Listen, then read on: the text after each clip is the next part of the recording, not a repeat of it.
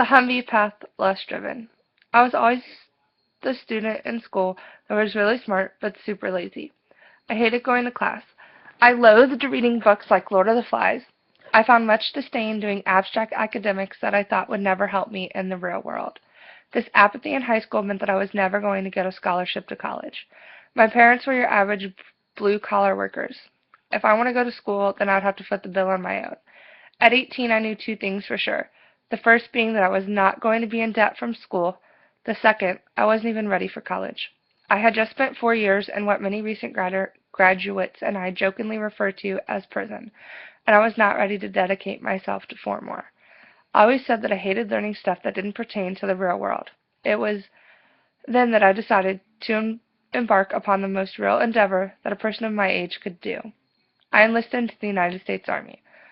The service wasn't something foreign to me. My father had retired with 22 years active duty in the Army as a medic. It seemed that I was in line to follow in his footsteps. The only thing I knew for sure coming out of high school and sitting at the recruiter's desk was that I wanted to be in the medical field. I would do about almost anything to make sure I ended up where I wanted to be, college aside. Over the last semester in high school, I met with a local recruiter and went through the lengthy process to enlist in the military. After an initial background check, security clearance, medical screening, and fingerprinting, I had a ship date to basic training, June 20th, 2010. Just a mere 20 days after my high school graduation, I was to set upon my journey into a new world. I'm not going to go into the boring details of basic training that everyone has seen. There are countless movies and television programs that walk you through that. I will, however, echo what every soldier before me has said. It was the hardest, most rewarding, and eternal 9 weeks of my life. I've been in the military for 5 years now. I did one 13-month deployment overseas. I have made small dreams of mine into realities. Through my half-decade in the service, I have achieved much more than I had dreamed. I became a competent first responder in the medical field. I've remained debt-free. I've learned real-world knowledge, which is what I set out to do. With success often comes hard-won life experiences.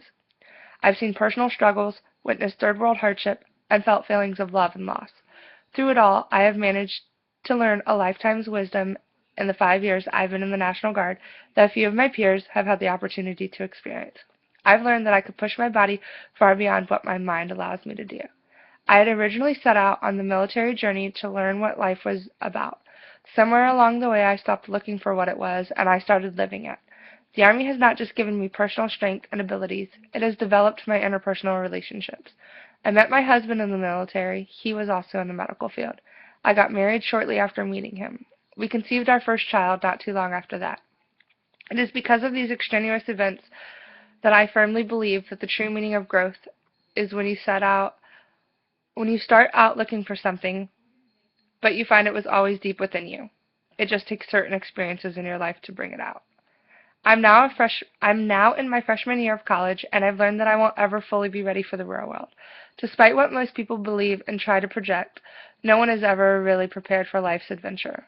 I was probably more ready for academia fresh out of high school, but I would have been unable to cope with the adult world. This go around, I have the real world knowledge, training, and discipline that I've earned. The time I've spent in the military has given me drive to further my medical career, and all my hard work over the last 5 years means that I finally get to go to school remaining debt-free and do the things I've always wanted to do. Eleanor Roosevelt once said, "People grow through experiences if they meet life honestly and courageously. This is how character is built." I face more trials and tribulations than most freshman students these days. I am eternally grateful for all that I have been through. I'm more rounded, level-headed, and more mature than I ever thought I could be at this age. It's all thanks to the decision that I made in high school and the subsequent pledge that would transform my life.